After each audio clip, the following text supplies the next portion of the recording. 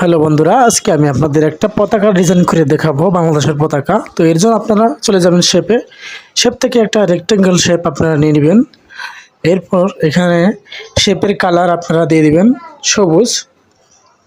এই যে নিচে ডট একটা আইকন রয়েছে ত্রিভুজ আকারের, এটিতে ক্লিক করে আপনারা শেপের কালারটা পরিবর্তন করে নেবেন।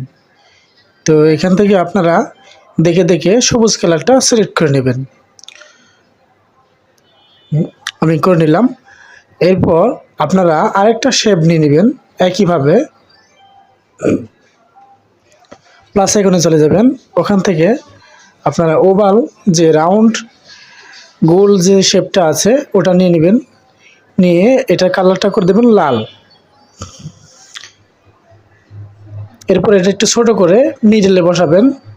মিডলটা সেন্টার অ্যালাইনমেন্ট করার জন্য আপনারা চলে যাবেন এই যে রিলেটিভ পজিশন, এখান থেকে সেন্টার অ্যালাইনমেন্ট মিডল অ্যালাইনমেন্ট করে দেবেন। দুই পাশ থেকেই আপ অ্যান্ড ডাউন দুটাই করে দেবেন, তো হয়ে যাবে মিডল সেন্টার অ্যালাইনমেন্ট।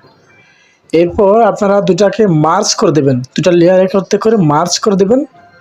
হ্যাঁ, দেখুন খুব সুন্দর একটি পতাকা কিন্তু হয়ে গেছে আমার, দেখতে পাচ্ছেন। তো ভালো থাকবেন সবাই।